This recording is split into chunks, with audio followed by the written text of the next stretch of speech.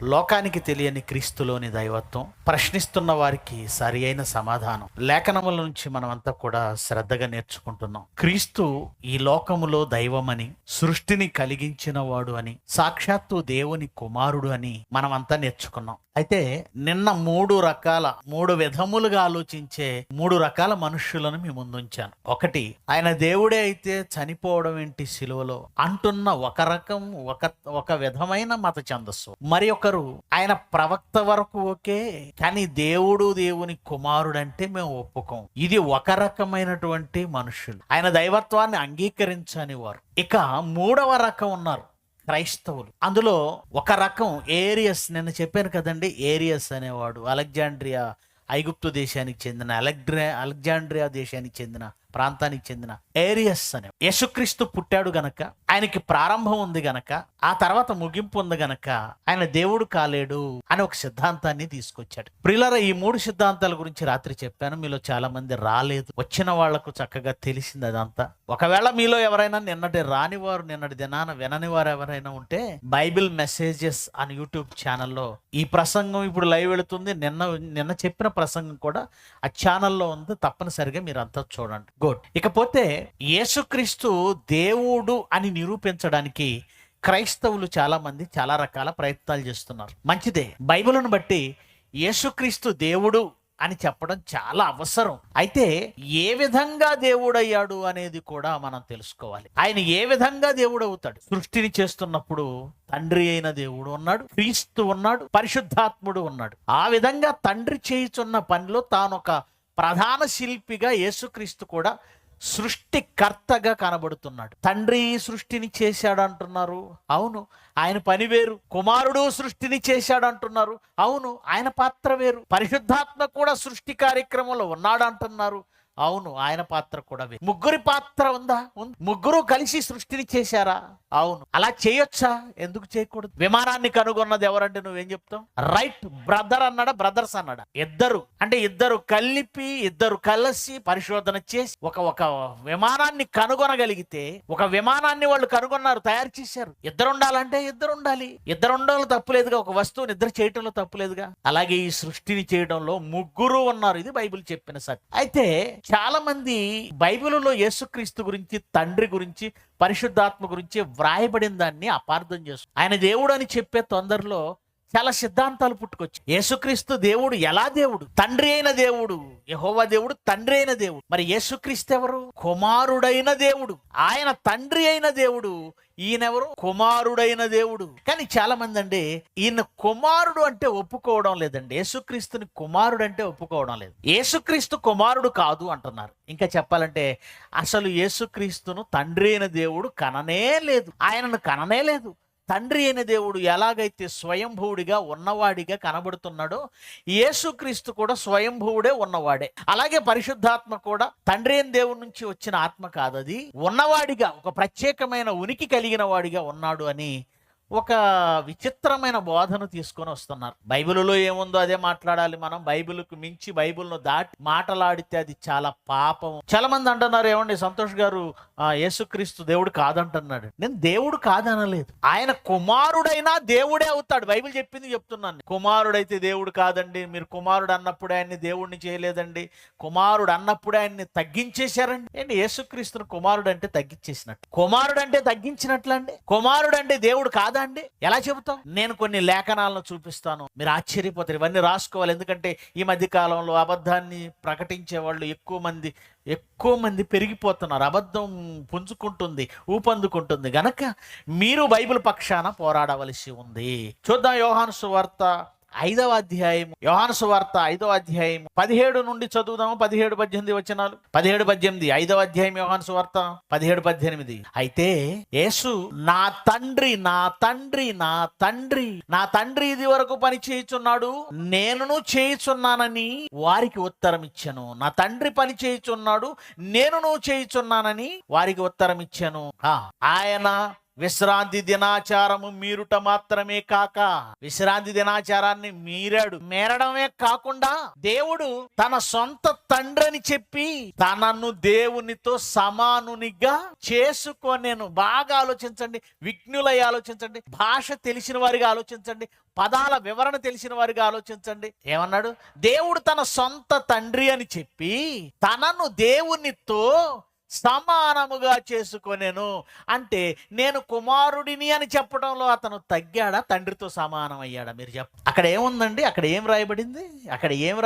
మళ్ళీ చదవండి, ఉన్నదే చెప్పమంటున్నాను నేను. దేవుడు తన సొంత తండ్రి, ఏమండి సొంత తండ్రి అన్నాడు అని చెప్పి తనను దేవునితో సమానునిగా చేసుకొనెను అన్నాడు. అంటే యేసుక్రీస్తు ఆయనను దేవుణ్ణి నా తండ్రి అని చెప్పాడు, సొంత తండ్రి అని చెప్పాడు.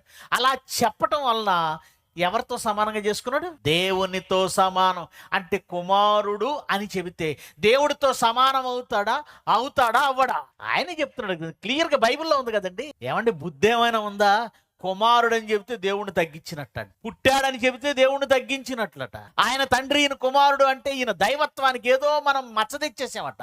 ఒకవేళ కుమారుడు అని చెబితే తగ్గించడమే అయితే ఆ మాట చెప్పింది ఎవరు? మొదట యేసుక్రీస్తే చెప్పాడు. ఇంకా ఇదిగో ఈయనే నా ప్రియ కుమారుడు, ఈయన యందు నేను, ఈ మాట చెప్పింది ఎవరు? స్వయంగా తండ్రి. ఇదిగో ఈయనే నా ప్రియ కుమారుడు. కుమారుడు అన్నవాడు ఆయన దైవత్వాన్ని తగ్గించాడని ఏడుస్తున్న వాళ్ళకి చెప్తున్నాను. స్వయంగా తండ్రి చెప్తున్నాడు నా కుమారుడు అని తండ్రే చెప్తున్నాడు. అంటే తండ్రి యేసుక్రీస్తుని తగ్గించాడా? రైట్. ఇప్పుడు చాలా మంది దీనికి చిన్న అబ్జెక్షన్ చెబుతూ, ఎందుకంటే వాళ్ళు అనుకున్న సిద్ధాంతం, కొంతమంది కొన్ని సిద్ధాంతాలు అనుకుంటారు, అది బైబిల్ సమర్థించుందా, బైబిల్లో ఉందా లేదా, ఇవన్నీ పట్టించుకోరు. సిద్ధాంతాలు బలపరుచుకోవడానికి కొంతమంది విచిత్రంగా బైబిల్ని మార్చడానికి ట్రై చేస్తున్నారు. కాబట్టి బైబిల్లో ఎక్కడ చూసినా ఆయన తండ్రి, ఈయన కుమారుడు, ఆయన తండ్రి, ఈయన కుమారుడు, కొన్ని వందల రెఫరెన్స్లు ఉన్నాయండి క్రొత్త నిబంధనలోనే, కొన్ని వందల రెఫరెన్స్. ఇంకా ఏమన్నాడు? ఇంకొక మాట చూస్తారు, అదే యోహాను సువార్త 10వ అధ్యాయం 31 నుండి చదువుదామా? యోహాను సువార్త 10వ అధ్యాయం 31 నుండి, యూదులు ఆయన్ను కొట్టవలనని మరలా రాళ్లు చేత పట్టుకొనగా యేసు తండ్రి యొద్ద నుండి అనేక మంచి కార్యాలు, తండ్రి యొద్ద నుండి చూసారా, ఆయన అడుగడుగున తండ్రి అంటున్నాడు, తండ్రి యొద్ద నుండి అనేక మంచి కార్యములు చూపించినందుకు వాటిలో ఏ క్రియ నిమిత్తము నన్ను రాళ్లతో కొట్టుదురని వారిని అడిగాను. ఏమయ్యా రాళ్లు పట్టుకున్నారు, నేనేం తప్పు చేశాను? తండ్రి యొద్ద నుంచి అనేక కార్యాలు నేను చేశాను కదా, వాటిలో ఏ కార్యం, ఏ పని నిమిత్తం, ఏ కార్యం నిమిత్తం రాళ్లతో కొడతారు? తప్పే ఉంది, ఏ తప్పు చేశాను, ఏ కార్యం తప్పు ఉంది అని అడిగాడండి వాళ్ళని. అందుకు యూదులు 33, అందుకు యూదులు నీవు మనుష్యుడవై ఉండి, ఏమని చెప్పుకున్నాడట? దేవుడనని చెప్పుకొనుచున్నావు. ఆయన మనుష్యుడై ఉండి అని వాళ్ళు అనుకుంటున్నారు, ఇతను మనిషి కదా, మనుష్యుడై ఉండి ఏం చెప్పుకున్నాడట? దేవుడనని చెప్పుకొనుచున్నావు, నువ్వు దేవుడని చెప్పుకుంటున్నావు. అప్పుడు యేసు ప్రభు ఏమనాలి? చచ్చా, నేను అలా అనలేదు, మీరే మారుస్తున్నారు, మాట మార్చేస్తున్నారు. నేను ఎప్పుడన్నాను? నేను అనని మాటను మీరు క్రియేట్ చేస్తున్నారా అనాలి. కానీ ఆయన ఏమన్నాడు చూడండి, ఆ మాటను సమర్థిస్తున్నాడు చూడండి. కాస్త భాషా పరిజ్ఞానం ఉన్న వాళ్ళకి ఇది అర్థమవుతుంది, కాస్తంత భాషా పరిజ్ఞానం.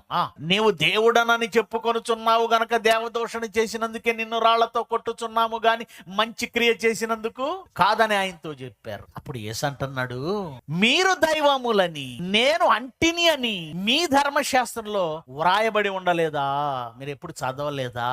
ఒక మాట జ్ఞాపకం చేస్తున్నాడు. ఏంటి నువ్వు మనుష్యుడివై ఉండి దేవుడిని చెప్పుకుంటున్నావు? ఎస్, ఆయన స్వయంగా చెప్పుకున్నాడు, దేవునితో సమానంగా చేసుకున్నాడనే మాట కూడా రాయబడింది. ఆయన దేవుడు. ఈ మాట ఎప్పుడైతే వాళ్ళు విన్నారో రాళ్లతో కొడదామని రాళ్ళు ఎత్తారు.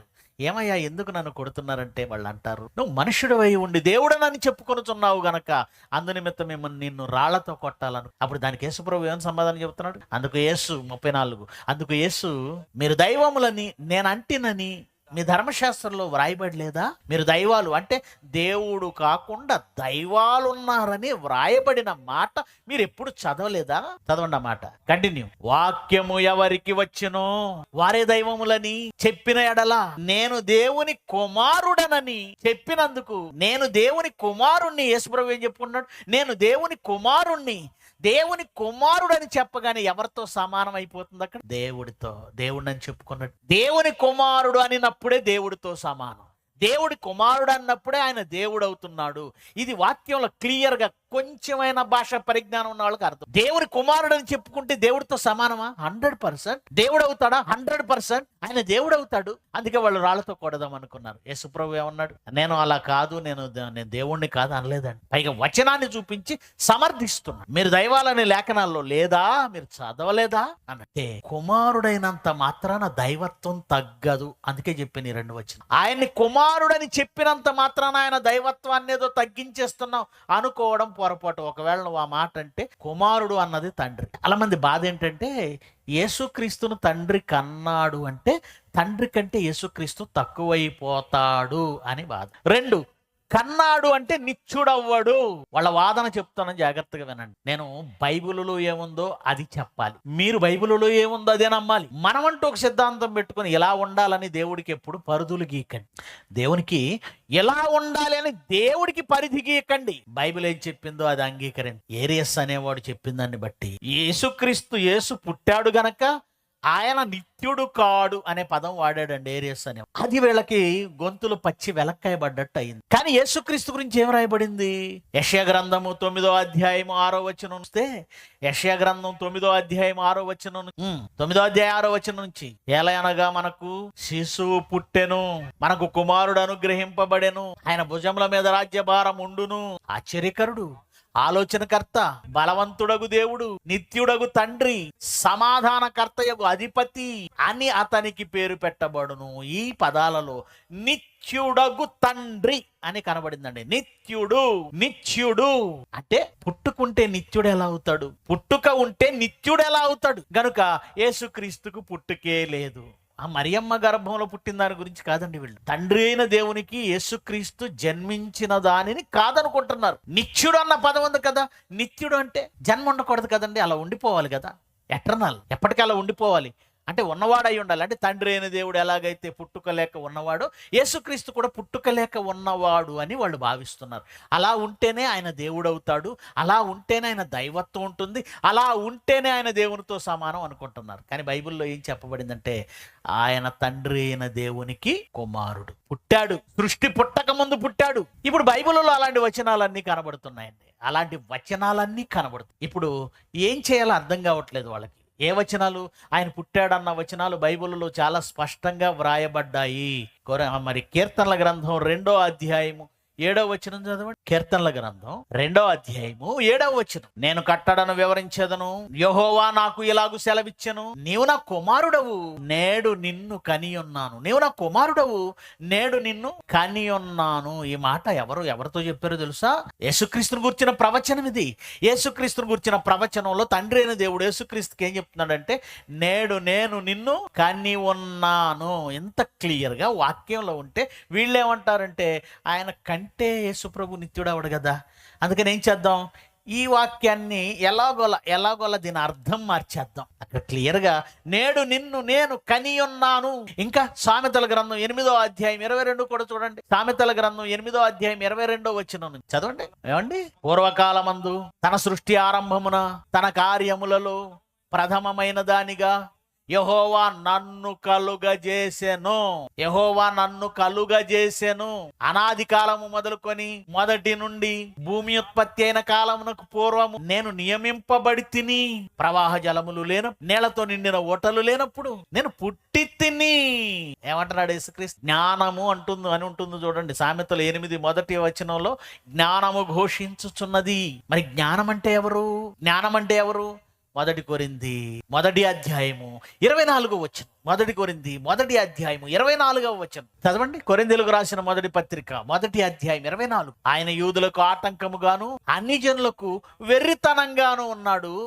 కానీ యూదులకేమి, గ్రీసు దేశస్థులకేమి, పిలవబడిన వారందరికీ క్రీస్తు దేవుని శక్తియు దేవుని జ్ఞానమై ఉన్నాడు. దేవుని జ్ఞానము క్రీస్తు. ఇప్పుడు ఆ జ్ఞానం సామెతలు 8వ అధ్యాయంలో ఏం మాట్లాడుతుంది? 22 నుండి, నేను పుట్టి తిని. ఒక ప్రక్క స్వయంగా యేసుక్రీస్తు నేను పుట్టానంటున్నాడు. తండ్రి అయిన దేవుడు నేను నిన్ను కన్నానంటున్నాడు. తండ్రి సొంత తండ్రి అని చెప్తున్నాడు. ఆయన కుమారుడు అని చెప్తున్నాడు. ఏంటి మీ ప్రాబ్లం? ఆయన దేవుడని నిరూపించడానికి మీరెందుకు తప్పు త్రోవకి వెళ్ళాలి? ఆయన దేవుడని నిరూపించడానికి చాలా ఆధారాలు ఉన్నాయి. నిన్నటి నుంచి మీరు యేసుక్రీస్తు దేవుడని, ఆయనలో దైవత్వం ఉందని, ఆయన దేవుడని, ఆయన సృష్టికర్తని క్లియర్ గా వింటున్నారు. ఈరోజు మొదటి సందేశంలో కూడా విన్నారు ఆయనలోని దైవత్వాన్ని. ఆయన దేవుడని చెప్పడానికి వాక్యాన్ని తప్పు పట్టించాల్సిన అవసరం లేదే. ఆయన కుమారుడైతే దేవుడు అవ్వడని ఎవరు చెప్పారు? వాక్యమే స్వయంగా అంటుంది. దేవుని కుమారుడని ఎప్పుడైతే యేసుక్రీస్తు చెప్పాడో అప్పుడు ఎవరితో సమానం? దేవుడితో సమానం. అది వాక్యం అందు నువ్వు ఒప్పుకున్నా ఒప్పుకోకపోయినా. యేసుక్రీస్తు పుట్టినవాడు కాడని ఎందుకు నువ్వు లేనిది ఎందుకు మా ప్రయత్నం చేస్తున్నావు? ఒప్పించాలని, చెప్పాలని ఎందుకు ప్రయత్నం చేస్తున్నావు? ఎందుకంటే నువ్వు ఒక మాటని ఫిక్స్ అయిపోయావు, తప్పుడు మాటని. ఏంటా తప్పుడు మాట? పుట్టినవాడు అంటే నిత్యుడు అవ్వాడు. అంతేగా నీ మాట? పుట్టినవాడంటే నిత్యుడు అవ్వాడు, అదేగా నీ మాట? అది కూడా రాంగే బైబిల్ ప్రకారం. బైబిల్ అవగాహన లేక పుడితే నిత్యులవ్వరు అనుకుంటున్నావు కదా. అయితే చూడు, లేఖనాన్ని ఒకసారి చూడు. కీర్తనల గ్రంథం 148వ అధ్యాయం, కీర్తనల గ్రంథం 148వ అధ్యాయం 5వ వచనం. యెహోవా ఆజ్ఞయ్యగా ప్రకృతిలో సూర్య చంద్రులు నక్షత్రాలు సమస్త జీవరాశులు యెహోవా ఆజ్ఞయ్యగా అవి పుట్టాయి. అవి యెహోవా నామమును స్తుతించునుగాక. ఆయన వాటిని నిత్యస్థాయువులు పుట్టించిన వాటిని నిత్యస్థాయువులు అని ఆయన అంటున్నాడు. అంటే పుట్టినా నిత్యత్వం ఉంటుందా? ఆయన స్థిరపరిచాడు, నిత్యస్థాయువులు అన్నాడు అంతే. తండ్రి అయిన దేవుడే దీనిని ముగించకపోతే ఇదే ఎప్పటికీ అలాగే ఉంటుంది. నిత్యం. ప్రకృతి నిత్యం. పుట్టింది కదా, దేవదూతలు పుట్టాయి, అవి నిత్యం ఉండవా? దేవదూతలు పరలోకంలో కోటాను కోట్ల దేవదూతలు ఉన్నాయి. దేవుడు ఆజ్ఞ ఇచ్చి పుట్టించాడు, అవి చచ్చిపోతాయా? నిత్యం ఉండవా? బైబిల్ చదవడం మానేసి ఈ పుస్తకాలు ఆ పుస్తకాలు, ఈ గ్రంథాలు ఆ గ్రంథాలు, ఈ భాష ఆ భాష అని బైబిల్ మీద పట్టు లేకుండా తిరిగితే ఇలాగే దొరికిపోతావు అడ్డంగా. ప్రసంగి గ్రంథము 3వ అధ్యాయము ఎన్ని వచనాల ఆధారాలు చూపించమంటావు? ప్రసంగి గ్రంథం 3వ అధ్యాయము ఏమండి 14వ వచనమా? 14వ వచనం. దేవుడు చేయు పనులన్నీయు శాశ్వతములు, నిత్యముంటాయి. శాశ్వతము అంటే దాని అర్థం ఏంటి? నిత్యం. దేవుడు ఒక ప్రకృతిని పుట్టించానంటున్నాడు, దేవదూతలను పుట్టించానంటున్నాడు. ఆ పుట్టిన దేవదూతలు ఎప్పటికీ నిత్యము చావు లేక ఉంటాయి. ఈ ప్రకృతి కూడా నిత్యము ఉంటుంది. నిత్యస్థాయువులవి. ఎవరు చెప్పారండి పుడితే నిత్యత్వం అనే పదం ఆపాదించబడదని? ఎవడు చెప్పాడండి పుట్టిన వారికి నిత్యత్వం అనే పదం ఆపాదించబడదని? ఆయన నిత్యుడే కానీ కనబడ్డాడు. ఎవరు కన్నారు ఆయన్ని? తండ్రి అయిన దేవుడు. ఏమండి ఎంత భయంకరమైనటువంటి సిద్ధాంతం తెలుసండి. తండ్రిగా, యేసుగా, పరిశుద్ధాత్మగా, వీళ్ళ మధ్య ఏ సంబంధం లేదు. ఆయన ఎలాగో స్వయంభవుడో ఆయనకి ఏమి బంధురికం లేదు, అంతే కదండి. ఆయనకి ఈయన కొడుకు అయితేనే బంధుత్వం ఉంటుంది, బంధం ఉంటుంది. యెహోవాకి యేసుక్రీస్తు ఏం కాడన్నప్పుడు వాళ్ళ మధ్య ఏం లేదు, బంధం లేదుగా. ఏ బంధం లేదు. ఈయనొక దేవుడు, ఆయనొక దేవుడు, ఏ బంధం లేదు. బైబిల్ కాన్సెప్ట్ ఏంటో తెలుసా? పరలోకపు దేవుని కాన్సెప్ట్ ఏంటో తెలుసా? ఆయన తండ్రి, మనం కుటుంబం. పరలోకం నుంచి ఆ బంధం ఏర్పడింది. ఆయన తండ్రిగా మొదట యేసుక్రీస్తు పరిశుద్ధాత్ముడు వాళ్లతో బంధాన్ని, తండ్రి కుమారుల బంధాన్ని కలిగి ఉన్నాడు. ఆ తర్వాత దాన్ని భూమి మీదకి విస్తరింపజేశాడు. ఈ భూమి మీద పెట్టిన బంధాలు పరలోకంలో ఉన్న బంధాలు, ఈ భూమి మీద ఉన్న బంధాలు పరలోక బంధాలకు ఛాయ. బైబిల్ సారం ఇది. ఏం తెలుసని? ఏంటి యేసుక్రీస్తుకి దేవునికి ఏ సంబంధం లేకుండా వాళ్ళిద్దరు వేరంటావా? మరి బైబిల్లో కనబడుతున్న ఈ మాటలను ఏమంటావు అని అడిగామనుకోండి, ఏ మాటలు? 2వ అధ్యాయం 7వ వచనం కీర్తనల గ్రంథం చదివాం కదా. నేను నిన్ను కానీ ఉన్నాను. ఇలాగ క్లియర్గా ఉంది కదా. దీన్ని ఏం చేయొచ్చు? దీన్ని మార్చేస్తే పోలా. అది వాళ్ళ ప్లాన్. ఎలా మారుస్తారు? అబ్బే కన్నడం అంటే ఆ కన్నడం కాదండి అంటున్నాడు. కన్నడం అంటే ఆ కన్నడం కాదు. మరి నీవు నా కుమారుడవు, నేడు నిన్ను నేను కని ఉన్నాను. దాని అర్థం తెలుసుకోవాలంటే నేడు అనే పదం చాలా ఇంపార్టెంట్ అండి. నేడంటే దాని అర్థం ఏంటి? నేడు అంటే ఆయన ఏ రోజు కన్నాడో ఆ రోజు, పరలోకంలో ఆయన ఏ రోజు కన్నాడో ఆ రోజు గురించి మాట్లాడుతుంది. కానీ ఈ అర్థం మార్చాలనుకునేటువంటి వేరే సిద్ధాంతం మాట్లాడేటువంటి వీరు నేడు అంటే అది కాదండి. యేసుక్రీస్తు సింహాసనం పొందిన రోజు ఒకటి ఉంది. సింహాసనం దేవుడిచ్చాడు. దేవుడు ఎప్పుడైతే సింహాసనం ఇచ్చాడో యేసుక్రీస్తు తండ్రి అయిన దేవునికి వారసుడయ్యాడు అన్నాడు. అదేంటి? అది ఎలా అంటే ఎగ్జాంపుల్ ఒకటి చెప్పాడు. ఏంటా ఎగ్జాంపుల్? సమూయేలు 2వ గ్రంథం 7వ అధ్యాయము 13-14 వచ్చి వాళ్ళు చెబుతున్న మాటలు చెప్తున్నాను. ఎందుకంటే ఒక వాక్యాన్ని ఎలా వక్రీకరిస్తారో, ఎలా వక్రీకరించి మనుషుల హృదయాలను పాడు చేస్తున్నారో చెప్తున్నాను. సమూయేలు 2వ గ్రంథం 7వ అధ్యాయము 13-14 వచనాలు చదవండి దయచేసి. 2వ సమూయేలు 7వ అధ్యాయము 13-14 వచనాలు. సొలొమోను గురించి దేవుడు మాట్లాడుతున్నాడు. అతడు నా నామ ఘనత కొరకు ఒక మందిరము కట్టును, అతని రాజ్య సింహాసనము నేను నిత్యముగా స్థిరపరిచెదను, నేను అతనికి తండ్రినై ఉందును. అతడు నాకు కుమారుడై ఉండును. సొలొమోను గురించి మాట్లాడుతున్న మాటలో సింహాసనం ఇచ్చినప్పుడు ఈ మాట చెప్పాడు. అతనికి ఈ సింహాసనము అతని సింహాసనము నిత్యముగా స్థిరపరిచి, ఇప్పుడు అతడు నా కుమారుడై ఉండును, నేను అతనికి తండ్రినై ఉండును అన్నాడు కదండి. ఈ మాటను ఏం చెప్తున్నారంటే, ఈ సొలొమోను తండ్రి అయిన దేవునికి కుమారుడు కాదు, రాజకీయ వారసుడు. రాజకీయ వారసుడు అంటే ఉదాహరణకి ఒక పార్టీ అధినేత నేనున్నాను అనుకోండి, నేను ఇప్పటి వరకు ముఖ్యమంత్రిగా చేశాను, వయసు అయిపోతుంది, మరి నేను ఒక వారసుడిని నిలబెట్టాలి పార్టీలో. అప్పుడు నేనేమంటానంటే, పలానా శ్రీను గారు నా వారసుడు అంటాం. వారసుడు అంటే కడుపును పుట్టిన వాళ్ళు ఆస్తికి వారసులు అవుతారు, అది వేరు. ఆ అధికారాన్ని చేపట్టడానికి తన తర్వాత ఎవరైతే ఉన్నారో వాళ్ళు కూడా ఏమవుతారు? వారసులు. సింహాసనానికి అర్హత ఉన్న వాడిని కూడా వారసులు అంటారు. నిజమే అంటారు. గనుక సొలొమోను ఎలా వారసుడయ్యాడు, ఎలా కుమారుడయ్యాడు అంటే, ఇదిగో సింహాసనం నాది, అధికారం నాది, రాజ్యం నాది, నా రాజ్య సింహాసనాన్ని నీకు ఇస్తున్నాను అంటే నువ్వు నాకేమవుతావు? సొలొమోను వారసుడు అవుతావు. వారసుడు గనక నేను నీకు తండ్రిని, నువ్వు నాకు కుమారుడు. ఇది అర్థమైందా? ఇది అర్థమైతే ఇదే సిద్ధాంతాన్ని తీసుకొచ్చి యేసుక్రీస్తు దగ్గర అప్లై చేస్తున్నారు. ఇదే సిద్ధాంతాన్ని ఎలా అప్లై చేస్తున్నారు? హెబ్రీయులకు రాసిన పత్రిక 1వ అధ్యాయము. చెప్పాను కదండి రాత్రి, చాలా క్లిష్టమైన ఫుల్లీ లోడెడ్ సబ్జెక్ట్. మీరు మళ్ళీ ఇంటికి వెళ్ళి వినాల్సిందే, తప్పదు. ఒకేసారి అర్థం అవుతుందని నేను కూడా చెప్పను, ఎందుకంటే ఎప్పుడు బైబిల్ చదవం కదా మనకు అలవాటు. హెబ్రీ పత్రిక 1వ అధ్యాయము 4వ వచనం నుంచి, 1వ అధ్యాయం 4వ వచనం, ఆయన దేవుని మహిమ యొక్క తేజస్సు, ఆయన తత్వం యొక్క మూర్తిమంతమునై ఉండి తన మహత్తు గల మాట చేత సమస్తమును నిర్వహించుచు పాపముల విషయంలో శుద్ధీకరణము తానే చేసి దేవదూతల కంటే ఎంత శ్రేష్టమైన నామం పొందెనో వారి కంటే అంత శ్రేష్ఠుడై ఉన్నత లోకమందు మహామహుడగు దేవుని కుడిపార్శ్వమున కూర్చుండెను. ఎలా అనగా సింహాసనం మీద కూర్చుండగానే ఎందుకు కూర్చున్నాడంటే కింద రాస్తున్నాడు, ఎలా అనగా నువ్వు నా కుమారుడవు, నేడు నేను నిన్ను కని అన్నాను. ఇక్కడ కూడా వచ్చేసరికి సింహాసనం ఇచ్చిన సందర్భంలో నీవు నా కుమారుడు, నేడు నేను నిన్ను అంటే మీరు ఏమనుకుంటున్నారు? నేడు నేను నిన్ను కని అన్నానంటే సొలొమోనుకు సింహాసనం ఇచ్చినందుకు ఎలా సొలొమోను వారసుడయ్యాడో, కుమారుడయ్యాడో, యేసుక్రీస్తు కూడా సింహాసనం ఇచ్చాడు, తన రాజ్యంపై అధికారం ఇచ్చాడు, అందుకని రాజకీయ వారసుడయ్యాడు. అంతే తప్ప యేసుక్రీస్తు ఏం పుట్టలేదు. ఇది వాళ్ళ సిద్ధాంతం. ఏ బంధం లేదు వాళ్ళ లెక్క ప్రకారం. అంటే మనం దేవుణ్ణి తండ్రి అనకూడదు, ఎందుకంటే ఆయనకి మనకి ఏ బంధం లేదు. యేసుక్రీస్తుని కననోడు మనల్ని కంటాడా? లేదట. మనకి ఆయనకి కూడా బంధం లేదట. వాళ్ళే చెప్తారు. ఏంటి యేసుక్రీస్తుకి తండ్రి అయిన దేవునికి ఏ బంధం లేదా?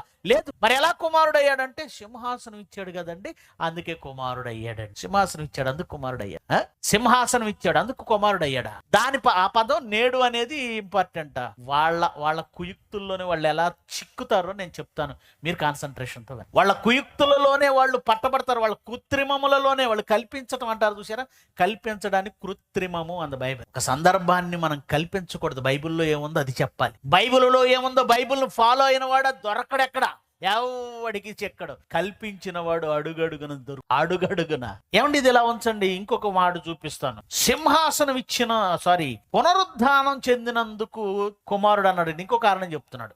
కుమారుడు ఎలా అయ్యాడంటే లోక సువార్త 20వ అధ్యాయం 34 చదవండి. కారణం ఏం చెప్పాడు? సింహాసనం ఇచ్చినందుకు కుమారుడు అయ్యాడు. రెండో కారణం ఏం చెప్తున్నాడు చూడండి. లోక సువార్త 20వ అధ్యాయము 34. అందుకు యేసు, ఈ లోకపు జనులు పెళ్లి చేసుకుంటారు, పెళ్లికి ఇయ్యబడుతురు, పరమన మృతుల పునరుద్ధానం పొందుటకు యోగ్యులని ఎంచబడిన వారు పెళ్లి చేసుకోరు, పెళ్లికి ఇయ్యబడరు, వారు పునరుద్ధానంలో పాలివారై ఉండి. అక్కడ పుట్టినోటి ఇచ్చాడు చూడండి, 3 నంబర్ ఇచ్చాడు. కింద ఏం రాయబడింది? పునరుత్థానపు కుమారులు. అంటే కుమారుడు అంటే ఏదో కడుపును పుట్టినవాడు కాడు, పునరుత్థానం చెందిన వాడిని కూడా దేవుడు ఏమని పిలుస్తున్నాడు? కుమారుడు. పునరుత్థానపు కుమారులు అన్నాడు కానీ పునరుద్ధానం వల్ల దేవుడికి కుమారులు అనలేదు. పునరుత్థానపు కుమారులు. ఇప్పుడు తండ్రి అయిన దేవుడు అంటే దేవుడు యెహోవా దేవుడు, వాళ్ళ తండ్రి అంటే ఒప్పుకోవట్లేదు కదా, యెహోవా దేవుడు యేసుక్రీస్తుని నేడు నేను నిన్ను కనియున్నాను అంటే, ఒకటి సింహాసనం ఇచ్చినందున వారసుడిగా ప్రకటించినందున కుమారుడు అన్నాడు. 2 పునరుద్ధానం చెందినందున పునరుద్ధానపు కుమారుడిగా చూశాడు. అంతే తప్ప వారిద్దరి మధ్య ఏ బంధం లేదు. ఆ పెద్ద ఆత్మలో నుంచి ఈయన రావడము లేదు, ఆయన నుంచి ఈయన రావడం లేదు అన్నారు. వాళ్ళు ఎక్కడ దొరికిపోయారు చెప్తాను జాగ్రత్తగా. వాళ్ళే స్ట్రెస్ చేసి చెప్పారుగా, నేడు అన్నాడు. ఎప్పుడు? నేడు. ఇప్పుడు నేను అడుగుతాను, నేడు అంటే ఒక రోజు, అది కూడా సింహాసనం ఇచ్చిన రోజు అని ఒక చోట చెప్పావు, పునరుద్ధానం చెందిన రోజు అని ఒక, అంతేగా? నేను ఇప్పుడు అడుగుతున్నాను, ఆయనకి సింహాసనం ఎప్పుడు ఇవ్వబడింది? సింహాసనం ఎప్పుడు ఇవ్వబడింది నన్ను చెప్పమంటావా? జ్ఞానులు వచ్చారు, యోదయ దేశానికి వచ్చారు, ఏమండి యెరూషలేముకి వచ్చారు. యెరూషలేముకి వచ్చి వాళ్ళు అడుగుతున్నారు రాజుని, హేరోదు రాజు. ఏమని అడుగుతున్నారు? యూదుల రాజుగా పుట్టినవాడు ఎక్కడ ఉన్నాడు? అతను పుట్టడం, ఆయన పుట్టడమే ఎలా పుట్టాడు? సింహాసనం ఉందా ఆయనకి? సింహాసనం ఉంది, సింహాసనం ఉంది. నా తండ్రి నాకు సింహాసనం ఇచ్చాడు. రైట్, సింహాసనం. ఓకే, సింహాసనం ఇచ్చాడు. భూమి మీద, సంఘం మీద సింహాసనం ఇది. ఓకే, ఆ తర్వాత పరలోకములో సింహాసనం, పరలోకంలో కూడా సింహాసనం ఇచ్చాడా? ఇచ్చాడు. చనిపోయి తిరిగి లేచిన తర్వాత ఆయన ఏమన్నాడో చూడండి. కాదండి, మత్తయి సువార్త చివరి అధ్యాయం 28వ అధ్యాయము 19వ వచనం. కాదండి, ఆయన భూమి మీదను 18వ వచనం. ఎస్, అయితే యేసు వారి యొద్దకు వచ్చి, పరలోకమందు భూమి మీద, పరలోకమందు భూమి మీద నాకు సర్వాధికారం. ఆయన పుట్టినప్పుడు ఆల్రెడీ సంఘము అనే ఈ రాజ్యం పైన అధికారంతోనే పుట్టాడు. మరణించి తిరిగి లేచిన తర్వాత పరలోకపు అధికారం కూడా. ఇప్పుడు నేను అడుగుతాను, నేడు అంటే సింహాసనం ఇచ్చినందుకు అన్నావు. ఏ సింహాసనం? ఆయన పుట్టినప్పుడే సింహాసనం ఉంది, ఆయన మరణించి తిరిగి లేచిన తర్వాత సింహాసనానికి వెళ్ళాడు. ఈ రెండిట్లో నేడు అంటే ఏది చెప్తావు? ఆన్సర్ లేదు నీ దగ్గర, ఆన్సర్ లేదు. ఇంకో మాట అడిగినా, పునరుద్ధానపు కుమారుడు అంటే పునరుద్ధానం చెందిన రోజు అంటుంది. ఆయనకి సింహాసనం ఇవ్వబడిన రోజు వేరు, పునరుద్ధానం చెందిన రోజు వేరు. ఆయన మరణించి తిరిగి లేచాడు, పునరుద్ధానం అయ్యాడు. ఆ తర్వాత లేచిన తర్వాత ఏమండి పరలోకానికి వెళ్ళాడు. ఎప్పుడు? ఈ రెండిట్లో, ఈ మూడిట్లో ఎప్పుడు? 40 దినాలు ఎక్కడ ఉన్నాడు తెలుసా? 40 దినాలు పునరుద్ధానం చెందిన తర్వాత తండ్రి దగ్గరికి వెళ్ళొచ్చి 40 దినాలు ఎక్కడున్నాడు? ఆయన సింహాసనం అధిష్ఠించింది ఎప్పుడు? 40 దినాల తర్వాత పరలోకమునకు వెళ్ళి దేవుని కుడిపార్శ్వమున ఆసీనుడయ్యాడు. నువ్వు నేడు అంటే ఈ కథ చెప్తున్నావు కదా, నీ మాట ప్రకారమే నేడు అంటే ఏది తీసుకోవాలి? ఏది తీసుకోవాలి? ఆయన పుట్టినప్పుడు సింహాసనం ఉంది, అది తీసుకోవాలా? ఆయన మరణించి తిరిగి లేచి పునరుద్ధానం చెందాడు, ఆ రోజు తీసుకోవాలా? లేదు, ఇక్కడ 40 దినాలు ఉండి ఆ తర్వాత వెళ్ళి పరలోకంలో సింహాసనం మీద కూర్చున్నాడు, ఆ రోజు తీసుకోవాలా? ఈ కాన్సెప్ట్ తప్పు. ఆయన కుమారుడు అని, ఆయన పుట్టాడని రాయబడిన దాన్ని ఎలా మార్చాలా, ఎలా దీన్ని సరిచేయాలని ఉన్నది ఏదైతే రూట్ ఉందో అది తప్పు. క్లియర్ గా తెలిసిపోతుందిగా, అది తప్పు. ఇక సామెతల గ్రంథములో 28వ అధ్యాయంలో 22 నుంచి వీళ్ళు చేసిన మాయ అంతా ఇంత కాదండి, జాగ్రత్తగా వినాలి. సామెతల గ్రంథము 8వ అధ్యాయం 22 ఏముందో చూడండి. సామెతల గ్రంథము 8వ అధ్యాయం 22వ వచనం. పూర్వకాలమందు తన సృష్టి ఆరంభమున తన కార్యములలో ప్రథమమైన దానిగా యెహోవా నన్ను కలుగజేసెను. యెహోవా నన్ను కలగజేసెను అంటే యేసుక్రీస్తు పుట్టాడు. ప్రారంభం ఉంది ఆయనకి. సృష్టి ఆరంభమున తన కార్యములలో మొట్టమొదటి కార్యమే నన్ను కలగజేయడం. పదాల అర్థం, భాష అర్థం, వాక్యార్థం తెలిసిన వాళ్ళు మీలో ఉంటే, ఈ కార్యములన్నింటిలో సృష్టి కార్యములు, సృష్టి ఆరంభం అన్నాడు. సృష్టి ఆరంభం, తన కార్యములలో మొదటిగా నన్ను కలగజే. తర్వాత ఏముంది చదవండి. అనాది కాలం మొదలుకొని మొదటి నుండి భూమి ఉత్పత్తి అయిన కాలమునకు పూర్వం నేను నియమింపబడి తిని, ప్రవాహ జలములు లేనప్పుడు, నీళ్లతో నిండిన ఓటలు లేనప్పుడు నేను పుట్టి తిని. ఇంకా 25వ వచనం చదివినా, 26వ వచనం చదివినా, నేను పుట్టి తిని. అక్కడ కని ఉన్నానన్న మాటని ఏదో విధంగా మసిబూసి మారేడుకాయ చేశాం. ఇక్కడేంటి పుట్టి తిని అని చెప్తున్నాడు? దీన్ని ఎలా మాఫీ చేయాలా అని అసలు సామెతలో 8లో మాట్లాడుతున్న జ్ఞానం యేసుక్రీస్తే కాదు అన్నాడు. సామెతలో 8వ అధ్యాయంలో జ్ఞానం యేసుప్రభువే కాదు. నువ్వెలా చెప్తావయ్యా? 1 కొరింథీలో 1వ అధ్యాయంలో 24లో క్రీస్తు దేవుని జ్ఞానమై ఉన్నాడు, క్లియర్ గా ఉంది కదా. ఓహో, అలా అయితే మేము ఇంకో వచనం ఇస్తాం అని ఇంకో వచనం దగ్గరికి వచ్చారండి. ఎందుకంటే వాదాన్ని, సిద్ధాంతాన్ని నమ్మించాలి ఎదుటోళ్ళు, మనం సమర్థించుకోవాలి కదా. అందుకని ఏం చూపిస్తున్నారు? 7వ అధ్యాయం సామెతల గ్రంథం వాళ్ళు ఏం చూపిస్తున్నారు చూడండి. అంటే 4వ వచనం అంటే జ్ఞానం కాదు అని చెప్పడానికి, జ్ఞానం అంటే యేసుక్రీస్తు కాదని చెప్పడానికి వాళ్ళు, ఓహో జ్ఞానం అంటే మీరు యేసుక్రీస్తు అంటున్నారు కదా, అయితే ఈ మాటకు సమాధానం చెప్పండి అని అడిగారు. జ్ఞానముతో నీవు నాకు అక్కవనియు, తెలివితో నీవు నాకు చెలికత్తెవనియు చెప్పుము అని వ్రాయబడింది 7వ అధ్యాయంలో. ఇప్పుడు వీళ్ళు ఏమడుగుతారంటే, ఏమండి మీరు జ్ఞానం అంటే యేసుక్రీస్తు అన్నారు, కానీ ఇక్కడ ఏముంది? జ్ఞానముతో నీవు నాకు అక్కవనియు, తెలివితో నీవు నాకు చెలికత్తెవని చెప్పుమన్నారు కదా, మీరు యేసుక్రీస్తుతో అక్క అని చెప్పగలరా? యేసుక్రీస్తు మీకు అక్క అవుతాడా? ఎందుకంటే జ్ఞానంతో ఏం చెప్పమనుంది? అక్కవని. తెలివితో చెలికత్తెవని చెప్పుము అన్నాడు. గనుక జ్ఞానం అంటే యేసుక్రీస్తు అంటే, యేసుక్రీస్తుని ఎవరండి అక్క అంటారు? ఇది చెప్పగానే మనకు కూడా డౌట్ వచ్చేసింది. నిజమే కదా, యేసుక్రీస్తుని ఎవరు అక్క అంటారు? జ్ఞానము యేసుక్రీస్తు అయితే ఇక్కడ జ్ఞానంతో అక్క అనమని ఉంది అంటే, ఒకవేళ నిజంగానే వాళ్ళు చెప్పినట్లుగా జ్ఞానం అంటే యేసుక్రీస్తు కాదేమో? ఒక్క మాటలోనే డౌట్ వచ్చేసింది కదా. ఎప్పుడు కూడా అండి ఎదుటివాడు చెప్పేది రైట్ ఆర్ రాంగ్ గా క్షణాలలో ఆలోచించగలిగిన సామర్థ్యం మనకుండా లేకపోతే దెబ్బైపోతాం. అప్పుడు నేనేం అడిగినా తెలుసా, నువ్వెప్పుడైనా అక్క అని జ్ఞానంతో చెప్పావా? జ్ఞానం అంటే యేసుక్రీస్తు కాదన్నావు. నీ దృష్టిలో జ్ఞానం అంటే వేరే జ్ఞానం. ఒక ఆయన అయితే పచ్చిగా ఇది లోక జ్ఞానం అన్నాడు. ఏ జ్ఞానం అన్నాడు? లోక జ్ఞానం అన్నాడు. తర్వాత ఏమంటే నాలుగు కొరుక్కున్నాడు, చంపలేసుకున్నాడా, అయితే ఇది లోక జ్ఞానం కాదులేండి అన్నాడు. మొత్తానికి జ్ఞానం అంటే యేసుక్రీస్తు అనకూడదు. జ్ఞానం రైట్. జ్ఞానం అంటే యేసుక్రీస్తు కాదు, జ్ఞానం అంటే జ్ఞానం, విజ్డమ్ అనుకుందాం. దాంతో నువ్వు ఎప్పుడైనా అక్క అని చెప్పావా అని అడిగాను. మరి అదే కాక చెప్పాడు అక్కడ, జ్ఞానముతో నీవు నాకు అక్కవని చెప్పమన్నాడు కదా, నువ్వు ఎప్పుడైనా చెప్పావా అన్నాను. తెలివితో నీవు ఎప్పుడైనా నాకు చెలికత్తెవని ఎప్పుడైనా చెప్పావా అన్న. ఎవరు చెప్తారండి? జ్ఞానంతో అక్క అని చెప్తారు ఎవరైనా? తెలివితో చెలికత్తె అని చెప్తారు ఎవరైనా? మరి ఇలా ఎందుకు రాశాడు? అది భావపూరితమైన భాష, అంతర్లీనంగా దాగి ఉన్న భావం అది. ఎస్, జ్ఞానమునకు అక్క అని అక్క అంటే ఎవరండి? అక్క అంటే ఎవరు? తోడబుట్టినది. నీ తోడబుట్టిన దానితో నీకున్న అటాచ్మెంట్, బంధం చూడండి, గొప్పదా కాదా? నీ తోడబుట్టిన దానితో ఉన్న బంధం గొప్పదా కాదా? మాట్లాడరేంటండి? గొప్పదా కాదా? గొప్పది. జ్ఞానముతో నీకు ఉండవలసిన బంధం అది. నీ తోడబుట్టిన దానితో నీకున్న బంధం ఎలాంటిదో ఈ జ్ఞానముతో నీవు నాకు అక్కవి. తెలివితో నీవు నాకు చెలికత్తె అంటే ఫ్రెండ్. తెలివిని ఫ్రెండ్ చేసుకోగలిగారు మీరు? తెలివి తక్కువ వాళ్ళందరినీ ఫ్రెండ్లు చేసుకున్నారా? దాని అర్థం ఏంటంటే, తెలివిని స్నేహితురాలిగా మార్చుకో, జ్ఞానమును తోడబుట్టిన దానిగా మార్చుకో, అంటే అంత బంధం ఏర్పరచుకో అంటున్నాడు. నువ్వు నిజంగా ఈ జ్ఞానము నీకు తోడబుట్టిన దాని అంతగా బంధం ఏర్పరచుకుంటే అది జార స్త్రీ వద్దకు పోకుండా నిన్ను కాపాడు. ఇచ్చకపు మాటలాడు పరస్త్రీకి లోబడకుండునట్లు నిన్ను కాపాడుతుంది అది. గనుక ఇక్కడ అక్క అనమన్నాడు గనక యేసుక్రీస్తు ఎలా అవుతాడు? అనమంటే దేనికి అనమన్నాడు? దాని అర్థం ఏంటి? నువ్వు జ్ఞానాన్ని పట్టుకుని అక్క అక్క అక్క అంటావు, అర్థమైందా?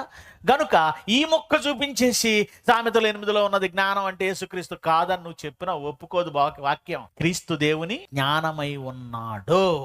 ఇకపోతే ఈ 22వ వచనాన్ని తీసుకొచ్చి ఏమండి, 22వ వచనం ఏముంది? మళ్ళీ ఒకసారి చదువుదాం. ఆది యందు పూర్వకాలమందు తన సృష్టి ఆరంభమున తన కార్యములలో ప్రథమమైన దానిగా యెహోవా నన్ను కలుగజేసెను. ఇక్కడ ఒక ఆయన వచ్చి అంటాడు, తెలుగులో అంటే ఆ పదం సరిగ్గా వాడలేదు, తెలుగులో పదం సరిగా వాడలేదు. హిబ్రూలో 24 అక్షరాలు ఉంటాయి, ఇంగ్లీష్లో 26 అక్షరాలు ఉంటాయి, తెలుగులో 56 అక్షరాలు ఉంటాయి కదండి కదా. వీళ్ళు అంటారు ఎందులో ఎన్ని ఉన్నాయండి? హిబ్రూలో ఎన్ని ఉన్నాయి, తెలుగులో ఎన్ని ఉన్నాయి? హిబ్రూలో 24, తెలుగులో 6. ఎందులో ఎక్కువ ఉన్నాయి? పదాలు ఎందులో ఎక్కువ వస్తాయి చెప్పండి? తెలుగులో ఎక్కువ వస్తాయా, హిబ్రూలో ఎక్కువ వస్తాయా? కానీ వాళ్ళు ఏమంటారంటే, హిబ్రూలో ఉన్న పదాలు తెలుగులో దొరకట్లేదు, అందుకని ఏవో పదాలు పెట్టేశారు అనే నేరం ఈ ట్రాన్స్లేషన్ చేసిన వాళ్ళ మీద పడేసి, ఏవో పదాలు పెట్టేశారు వాళ్ళు. సృష్టి ఆరంభమున తన కార్యములో ప్రథమమైన దానిగా యెహోవా నన్ను కలగజేసెను అన్న పదం దగ్గర ఇక్కడ కలగజేసినని ఉండకూడదు, మూల భాషలోకి వెళ్ళి చూద్దాం అన్నారు. ఏ భాష? దీని మూల భాష ఏంటి? మూల భాష పాత నిబంధనకు మూల భాష ఏదంటే హిబ్రూ, క్రొత్త నిబంధనకు మూల భాష ఏదంటే గ్రీక్. మూల భాషలోకి వెళ్తావా? నువ్వెవరు అసలు? నువ్వెవరు? ఒక తెలుగు వాడివి. మూల భాష నీకేం తెలుసు? ఏం తెలుసు? ఆ గూగుల్లోనో లేదా చాట్ జీపీటీలోనో లేదంటే ఆ జెమినీలోనో ఏదో ఒక యాప్ తీసుకొని అక్కడ ట్రాన్స్లేషన్ అన్నా చెబుతావు, అంతేగా? లేదంటే నువ్వు పండితుడివా? ఆదిమ హెబ్రూ గ్రీకు భాషల నుండి భాషాంతరం చేయబడింది అది బైబిల్. మళ్ళీ చెప్తాను, మీ బైబిల్లో ప్రారంభ పేజీ చూస్తే ఆదిమ హిబ్రూ గ్రీకు భాషల నుంచి ట్రాన్స్లేట్ చేయబడింది, భాషాంతరం చేయబడింది. ఆదిమ హిబ్రూ అన్నాడు. రైట్. ఇప్పుడు నీకు చాట్ జీపీటీలో దొరికే బైబిల్ ఆదిమ హిబ్రూయేనా? యాప్స్ లో దొరికే బైబిల్ ఆదిమ హిబ్రూయేనా? ఇప్పుడు తెలుగు బైబిల్ యాప్స్ కూడా ఉన్నాయండి, లేవా? ఆ తెలుగు బైబిల్ యాప్స్ డౌన్లోడ్ చేసుకోండి. ఇప్పుడు లేటెస్ట్ ఆ లాంగ్వేజ్ ఉంటుందా? ఆదిమ తెలుగు ఉంటుందా? ఆదిమ తెలుగు ఉండదండి, లేదండి. ఇప్పుడు అది ఆదిమ తెలుగులో ఒక పాస్టర్ గారు పెద్ద ఆయన చెప్తే విన్నాను, మోషే అని ఉండదట, మోషకుడు మోషకుడు అని ఉంటదట. తెలుగు బైబిల్లో అంటే పాత తెలుగు అలా ఉండేదండి. మోషే అనే బదులు మోషకుడు. అది ఓల్డ్, చాలా ఓల్డ్ ఆ భాష. ఎందుకంటే ఆ రోజులలో అప్పుడున్నటువంటి మాండలికం అది నెమ్మదిగా మార్పు వచ్చింది కనుక దానికి తగినట్లుగానే పదాలు రాసుకున్నారు. Okay, very good. నేను ఇప్పుడు ఏమంటానంటే ఆదిమ తెలుగునే యాప్లో దొరకట్లేదు కదా, ఆదిమ హిబ్రూ దొరికిందా? నీకు తెలియని భాష, పైగా నీకు ఏది దొరికితే ఇదే నిజం అనుకుంటాను. రైట్, ఇప్పుడు ఒక మాట చెప్తాను వినండి. అయితే ఆదిమ హిబ్రూ భాషలోకి వెళ్దాం. ఆదిమ హిబ్రూ కాదు, హిబ్రూ భాషలోకి తీసుకెళ్ళాడు మనల్ని. ఎక్కడి నుంచి తీసుకెళ్ళాడంటే ఏం లేదండి, హిబ్రూ, ఇంగ్లీషు, బైబిల్ అని ఒక యాప్ కొట్టండి మీకు కూడా వస్తుంది. అది పెద్ద బ్రహ్మ విద్య ఏం కాదు. మధ్యకాలంలో ఆర్టీఎఫ్ వాళ్ళని నాకు ఫోన్ చేశారండి. ఏమండి మీరు మా ఛానల్లో మాట్లాడతారా, త్రిత్వం గురించి మాట్లాడతారా అన్నారు. మీ ఛానల్లో మాట్లాడనండి, ఇలాంటి పబ్లిక్ మీటింగ్లో మాట్లాడతానన్నాను. వాళ్ళ ఛానల్లో వాళ్ళు ఒక 5 ఉంటారు, నన్ను 6వ వాడిగా చేరుస్తారు. ఆ 5 ఒకటే మాట, నాకు మైక్ ఇవ్వరు. అసెంబ్లీకి వెళ్తే 11 మంది ఉన్నారు, ప్రతిపక్షానికి ఎలా మైక్ ఇవ్వరు? వాళ్ళ ఛానల్ అది, వాళ్ళ కుయుక్తి నాకు తెలుసు. మొత్తం వాళ్ళే మాట్లాడుతుంటే నాకు ఎక్కడ ఇస్తారు మైక్? నేను ఏదైనా చెప్పినా అంగీకరించే మనసు ఉంటుందా వాళ్ళకి?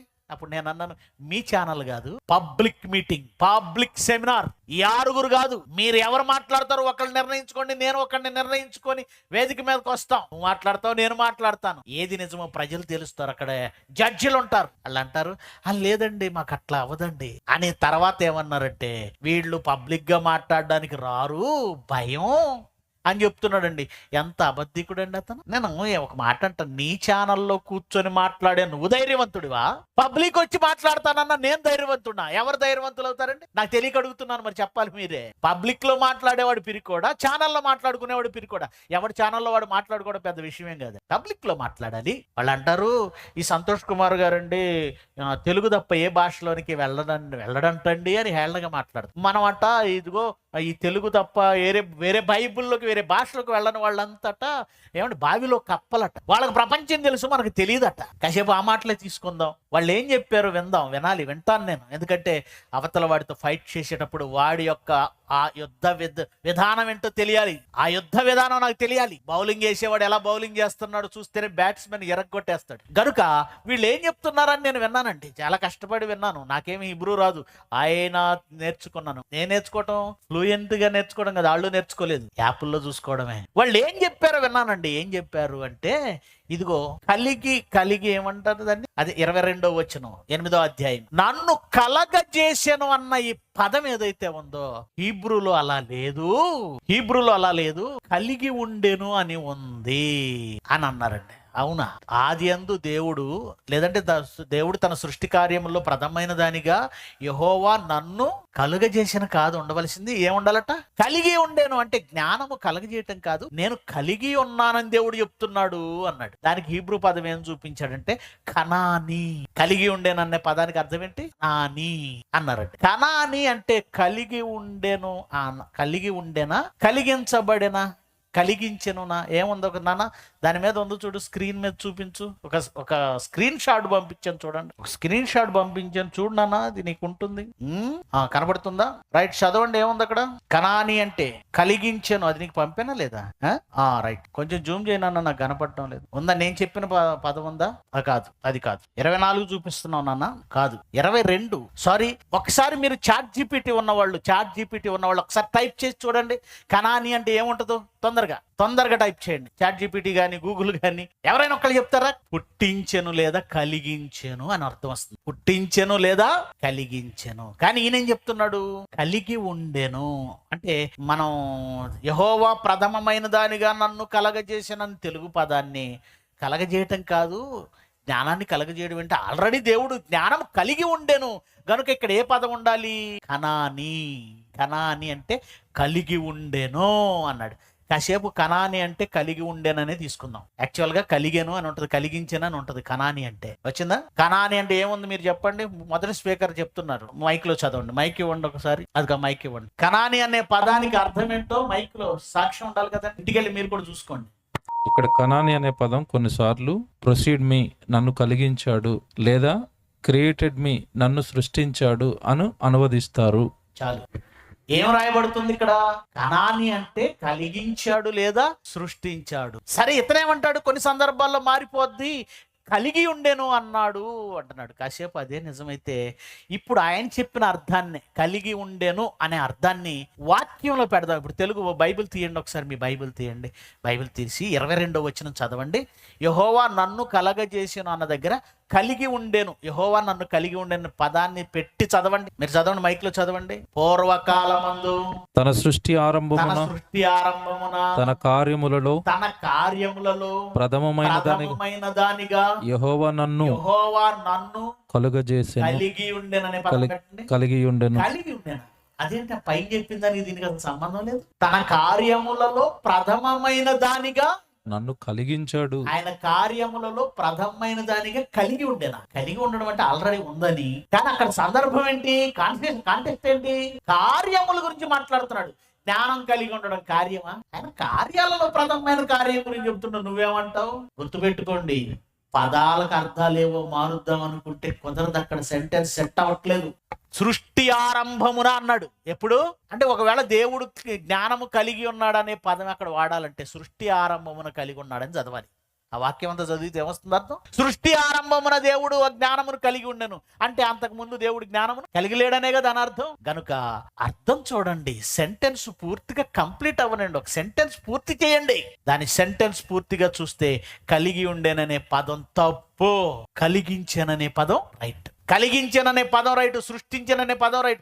అంటే నువ్వు హీబ్రూకి వెళ్ళినా ఏం కనబడుతుంది? సృష్టించాడు. లేదా మరి ఇతను ఎందుకు ఈ కలిగించబడ్డాడు అనే మాట వచ్చింది అని అంటే, నాన్న ఇంగ్లీషు హీబ్రూ పెట్టాను చూడు, అది స్క్రీన్ షాట్ పెట్టాను. ఇంగ్లీష్ లో అలా ట్రాన్స్లేట్ చేశారండి. ఎలా?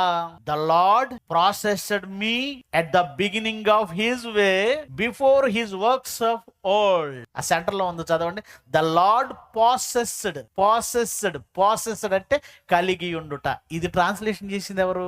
ఒక ఇంగ్లీష్ బైబిల్. అది ఇంగ్లీష్ బైబిల్. ఇంగ్లీష్ గురించి చెప్పమంటారా? King James version, Gideons version, Dake's version, తర్వాత ఎన్నో 100 వర్షన్లన్నీ సుమారుగా ఇంగ్లీష్ లో. వీళ్ళు బైబిల్ ని మార్చేశారు. ఇంగ్లీష్ ని అసలు నమ్మకండి, ఎవడికి తోచింది వాడు రాసేసుకున్నాడు. కానీ కరెక్ట్ గా నేనేం చేశానో తెలుసండి, ఇంగ్లీష్ లో వాడు ఇచ్చిన ట్రాన్స్లేషన్ కాకుండా ఆ పైన హీబ్రూ వాక్యాన్ని కాపీ చేసి చాట్ జీపీటీలో నాకు కరెక్ట్ గా దాని అర్థం కావాలని అడిగాను. అప్పుడు చెప్పింది ఏమని? కలిగించాను. కలిగి ఉండేను కాదు, కలిగించాడు.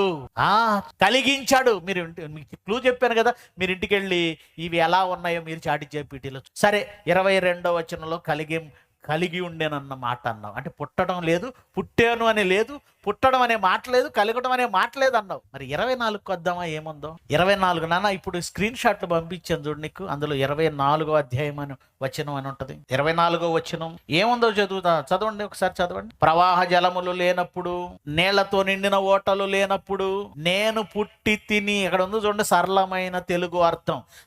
దాన్ని ఉర్దూలో హీబ్రూలో ఏమంటారు నేను చెప్తాను చూడండి. బేఎన్ తొహమోత్ ఖొలాల్తి, ఏమండి? ఔయేన్ మయానోత్ నిక్బదే మా ఏం భాష ఇది? హిబ్రూ. నేను ఉచ్చారణలో చిన్న పొరపాట్లు చేస్తాను, ఎందుకంటే నేనేమి ఆ భాషలో పుట్టినవాడిని కాదు, అది నా మదర్ టంగ్ కాదు. కాబట్టి నేను ఉచ్చరించడంలో చిన్న తప్పులు చేస్తాను. కానీ అక్కడ రాయబడిందని అర్థం ఏంటో తెలుసా? చూడండి. బేయన్ అంటే లేకముందే, దాని అర్థం అది. తెహోమోత్ అంటే అగాధ సముద్రాలు, జలాలు. ఖోలాల్తి అని ఉంది చూడండి అక్కడ, ఖోలాల్తి. నాన్న నెక్స్ట్ కాదు నాన్న, నెక్స్ట్ క్లిప్, నెక్స్ట్ ఇమేజ్. పదే తెలుగు అర్థం అని ఒకటి వచ్చింది చూడు. నెక్స్ట్ ఇది కొంచెం జూమ్ చెయ్యి. అదిగోండి దాని అర్థం హీబ్రూ పదం ఉచ్చారణ, తెలుగు అర్థం. బేయన్ అంటే లేకముందే, తెహోమోత్ అంటే అగాధ సముద్రాలు, తర్వాత ఖోలాల్తి అంటే నేను పుట్టించబడ్డాను లేదా ఉద్భవించాను. బేయన్ లేకముందే, మయానోత్ నీటి ఓటలు, నిక్బదే పైకను పైకి ఇంకా నిక్బదే సమృద్ధిగా ఉన్న, మాయం నీరు. కింద సరళమైన తెలుగు అనువాదం కిందకి రాని అగాధ సముద్రాలు లేకముందే నేను ఉద్భవించాను, నీటితో నిండిన ఓటలు లేకముందే నేను పుట్టింపబడ్డాను. 24 చూసిన, 25 చూసిన, 26 చూసిన పుట్టింపబడ్డాను. నువ్వు చెబుతున్న హీబ్రూ భాషలోనే పుట్టింపబడ్డాను అని ఉంది. ఏం చెప్తావు చెప్పు అంటే నీలాగా ఎవడో హిబ్రూలోకి వెళ్ళలేడు అనుకున్నావా, ఇంగ్లీష్లోకి వెళ్ళలేడు అనుకున్నావా, ఏది చెప్పినా కూర్చున్న వాళ్ళు వెర్రి గొర్రెలు గనక ఏది చెప్పినా వింటారనుకున్నావా? ఇలాంటి వాళ్ళు తిరుగుతున్నారు, జాగ్రత్త. మీరు ఎవడన్నా హీబ్రూ మాట్లాడగానే అబ్బో వీడు మహా పండితుడు అనుకోకండి, వాడు ఒక శుద్ధ వేస్ట్ గాడు అనుకోండి. ఇక్కడ అంతా తెలుగు వాళ్ళు ఉంటే హీబ్రూ ఎందుకు తలకి నెత్తికేసి కొట్టుకోనా? ఇక్కడ అంతా తెలుగు అర్థమైన వాళ్ళు ఉన్నారు కదా, దేవుని జ్ఞానం అర్థం కావాలి, అర్థం కాని భాష మాట్లాడకూడదు. తెలుగులో పైగా ఈ మధ్య కాలంలో మాట్లాడాను, వినండి మీరు. బైబిల్ మెసేజెస్ ఛానల్లో బైబిల్ పై అవగాహనకు హీబ్రూ అవసరమా అనే పాఠం చెప్పాను. బైబిల్ అవగాహనకు హీబ్రూ అవసరం లేదు. దేవుడు అన్ని భాషలలో బైబిల్ని ఇచ్చినప్పుడు మీరు ముందు హీబ్రూ నేర్చుకొని ఆ తర్వాత బైబిల్ చదవండి అనలేదండి. అపోస్తలులు ఉన్నారు, వాళ్ళని అన్ని ప్రాంతాల్లోనికి దేవుడు పంపించి ఏ ప్రాంతంలో ఉన్న భాషలో ఆ ప్రాంతం వారికి చెప్పండి, ఆ ప్రాంతంలో ఆ భాషలోనే వాళ్ళకి లేఖలు ఇవ్వండి అని చెప్పాడు. అంతేనా? పౌలు ఎక్కడికి వెళ్ళినా మీరు హీబ్రూ నేర్చుకొని తీరాలని చెప్పాడు. అవసరం లేదండి. తెలుగులో ఓకే, 1-2 చోట్ల ఎక్కడైనా ప్రింటింగ్ మిస్టేక్లు, ట్రాన్స్లేషన్ మిస్టేక్లు ఉంటాయి. అవి ట్రాన్స్లేషన్ మిస్టేక్ అని తెలుసుకోవడానికి హీబ్రూకి వెళ్ళాల్సిన అవసరం ఏమీ లేదు. ఇదే తెలుగు బైబిల్. ఇదే బైబిల్లో మరో సందర్భంలో తెలిసిపోతుంది. అపోస్తల కార్యాల 1వ అధ్యాయంలో 18 వచనాల్లో ఏముంటుందో తెలుసండి? యోధా ద్రోహము వలన సంపాదించిన రోకలనిచ్చి ఒక పొలము కోనేను అని ఉంది. యోధ తన ద్రోహం వలన సంపాదించిన రోకలనిచ్చి పొలం కొన్నాడు, కోనేను అని ఉంది. అసలు జరిగింది ఏంటి? మత్తయి సువార్తలో 27వ అధ్యాయంలో ఉంటుంది. ఆ వెండి నాణేలు తీసుకెళ్లి ఆ యాజకుల దగ్గరికి శాస్త్రులు అడిగితే, నేను నిరపరాధి రక్తాన్ని నేను చిందించాను. అప్పుడు వాళ్ళు ఏమన్నారు? వీటితో మాకేంటి, నువ్వే చూసుకో. అప్పుడు ఏం చేశాడు? ఆ నాణ్యాలు తీసుకెళ్లి దేవాలయంలో పారవేసి పోయి ఉరి పెట్టుకున్నాడు. అది జరిగింది. అప్పుడు ఈ 30 వెండి నాణ్యాలతో ఏం చేశారు వాళ్ళు? కొమ్మరివాని పొలము, ప్రవచనం ఏముందో తెలుసా? ఇర్మియా గారి ప్రవచనం, కొమ్మరివాని పొలం కొన్నారనే ఉంది. ప్రవచనం చూసినా, మత్తయి సువార్తలో చూసినా యోధా పొలం కొనలేదు, పొలం కొన్నవారు వేరు. మరి అపోస్తల కార్యాల్లో కొనేను అని ఉంది, కోనేను కాదు, కోనిరి అని పడాలి. ఈ మిస్టేక్ ఎవరిదంటే బైబిల్లో మిస్టేక్ కాదు, దేవుడు మిస్టేక్ కాదు, ప్రింట్ చేసేవాళ్ళ మిస్టేక్. నేను ఉన్నానండి, మత్తయి మార్కు సువార్తల ముఖ్య ఘట్టాలని ఒక పుస్తకం, పెద్ద పుస్తకం రాసి, ఆ పుస్తకం ప్రింట్ చేయాలంటే ముందు నేను తెలుగులో మామూలుగా నేను రాసిన దాన్ని డీటీపీ చేస్తారండి. డీటీపీ నేను రాసిన దాన్ని యాజ్ ఇట్ ఈజ్ గా డీటీపీ చేయాలి. కానీ ఒక్కోసారి ఏమవుతుందంటే ఒక పదం ఎగిరిపోవటం లేదంటే ఇంకోలా పడ్డమో జరుగుతుంది. అప్పుడు అతను ఏం చేస్తాడంటే కాపీలన్నీ తీసి మళ్ళీ నాకు ఇస్తాడు, ప్రూఫ్ కరెక్షన్ చేయమని. ప్రూఫ్ కరెక్షన్ అంటే నేను రాసినట్టుగానే వచ్చిందా లేదా ఎక్కడైనా తేడా వచ్చిందా అని నేను మళ్ళీ చదవడం మొదలు పెడతాను. అలా కాకుండా నేను ఒళ్ళు బద్ధకంతో ఎవడు చూస్తాడులే అని ప్రింట్ చేసే అన్నాను అనుకోండి, అప్పుడు ఏమవుతుంది? నేను రాసింది ఒకటి కానీ అక్కడ ప్రింట్ అయింది మరొక. బైబిల్ ప్రింట్ అవుతున్నప్పుడు కూడా ఇలాంటి మనుషుల నిర్లక్ష్యం వలన అక్షర దోషాలు వచ్చాయి, చిన్న చిన్న పద దోషాలు వచ్చాయి. దానికోసం హీబ్రూకి వెళ్ళకు. ఆ హీబ్రూ కూడా ఒక భాషే, అది కూడా ఒకటి ప్రూఫ్ కరెక్షన్ చేయాల్సిందే, అది కూడా డీడీప్ చేయాల్సిందే, అది కూడా ప్రింట్ చేయాల్సిందే. ఈ భాషలో ఎలాగ తప్పులు దొరుకుతాయో ఆ భాషలో కూడా తప్పులు దొరుకుతాయి. కనుక పదాలను బట్టి భాషల్లోకి వెళ్ళొద్దు, వాక్య సారాంశాన్ని చూడండి. కనుక ఒక చోటేమో నేడు నిన్ను కని ఉన్నాను అంటే దానికేదో కథ చెప్పావు, ఇక్కడికి వచ్చి నేను పుట్టి ఉన్నాను అంటే దీనికేదో చెప్పి మాయ చేయాలని చూసావు. ఏ భాషలోకి వెళ్ళినా నేను పుట్టింపబడ్డాను, నేను సృష్టించబడ్డాను, ఇదే ఉంది. గనుక యేసుక్రీస్తు స్వయంగా నేను పుట్టింపబడ్డాను, నన్ను ఆయన కన్నాడు, నేను కనబడిన వాడును, నేను సృష్టించబడిన వాడను. కనినవాడైతే ఆయన స్థాయి తగ్గుతుందా? ఎవడు చెప్పాడు? అసలు ఇలా అనుకోవడమే నీ మొదటి తప్పు. తండ్రి అయిన దేవునికి కుమారుడిగా పుడితే తగ్గిపోవడం ఏంటండి? ఆయన స్థాయి తగ్గడం ఏంటండి? దేవుడెవరు? వీధిలో అడుక్కునేవాడా? దేవుడెవరు? పలానా మోడీ గారి కుమారుడు, ప్రధానమంత్రి కుమారుడు అంటే స్థాయి తగ్గుద్దా? దిమాక్ లేదు.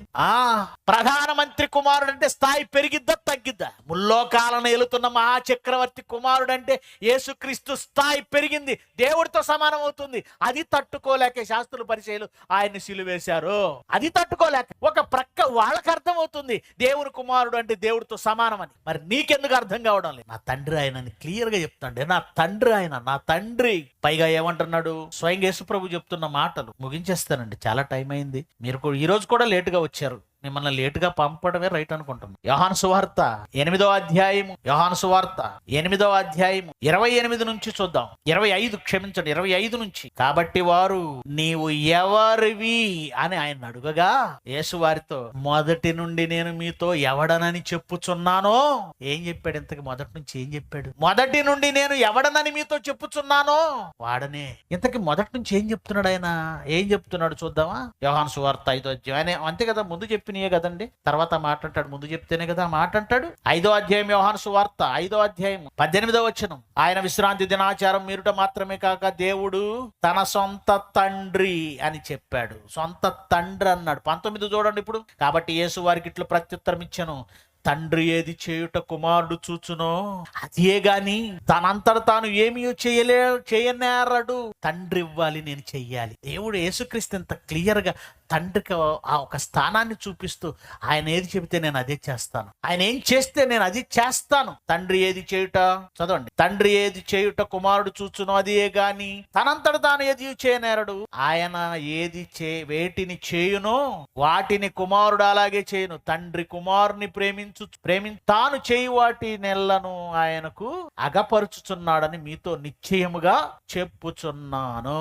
ఆయన తండ్రి, నేను కుమారుణ్ణి. ఇదే మాటలు చెప్తున్నాడు. తర్వాత 26వ వచనం, తండ్రి ఎలాగూ తనంతట తానే జీవము గలవాడై ఉన్నాడు, అలాగే కుమారుడును తనంతట తానే జీవము గలవాడై ఉండుట కుమారునికి అధికారం ఇవ్వబడింది. తనంతట తాను జీవము గలవాడై ఉండుటకు కుమారుడికి ఏమి ఇవ్వబడింది? అధికారం ఇవ్వబడింది. ఆ తర్వాత వచనం చూడండి, 36 చదువుదాం. 36, అయితే యోహాను సాక్ష్యం కంటే నాకు ఎక్కువైన సాక్ష్యం కలదు. అదేమనినా, నేను నెరవేర్చుటకై తండ్రి ఏ క్రియలను నాకు ఇచ్చి ఉన్నాడు. తండ్రి, నేను కుమారుణ్ణి, ఆయన నాకు ఇచ్చాడు, ఏం చెయ్యాలో అది ఇచ్చాడు. నేను చేయుచున్న క్రియలే తండ్రి నన్ను పంపి ఉన్నాడని నన్ను గూర్చి సాక్ష్యమిచ్చుచున్నవి. నా క్రియలే తండ్రి నన్ను పంపాడని సాక్ష్యమిన్నవి. 37, మరియు నన్ను పంపిన తండ్రియే నన్ను గూర్చి సాక్ష్యమిస్తున్న. ప్రియులరా, ఈ రోజుకి ఇలా ముగిస్తాను. ఆలోచించండి ఒకసారి.